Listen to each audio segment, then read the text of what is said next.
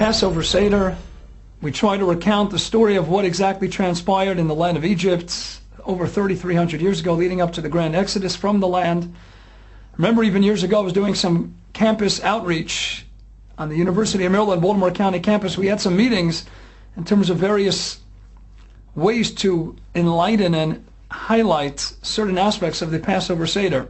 Somebody came up with the idea called the box of plagues, where you can actually experience and relive the plagues. When it comes to the plague of hail, for example, you take ping pong balls and you start bombarding your friends, and other plagues as well, you play them out. We try to relive it. We try to experience the exodus from Egypt, and of course one of the highlights of that exodus, one of the forerunners of that exodus, was of course the 10 plagues.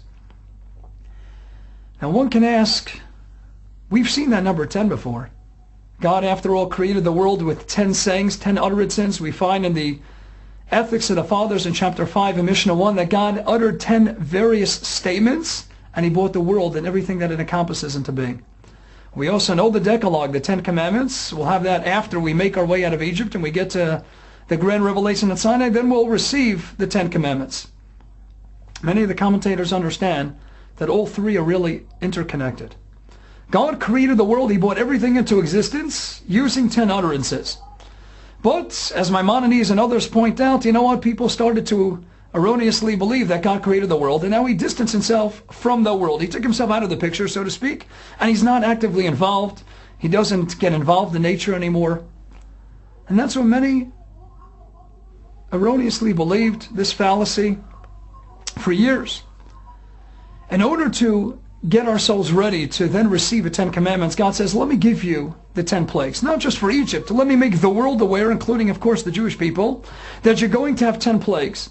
And these 10 plagues will highlight, one after the next, that God is actively involved. He always is involved at will. He can manipulate every single aspect of nature.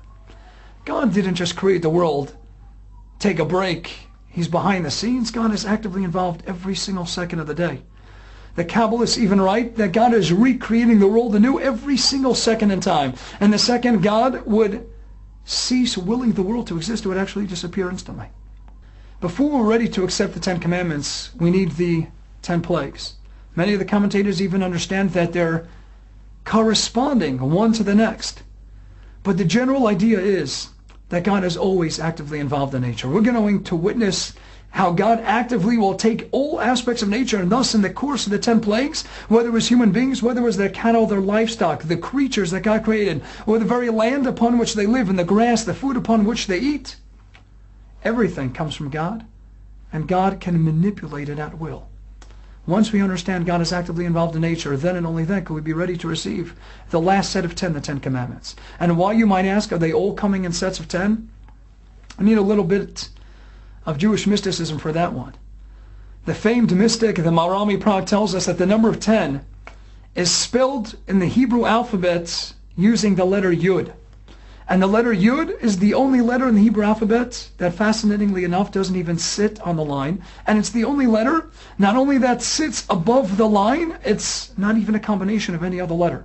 It almost is non-existent. It's just a drop of ink on a piece of paper.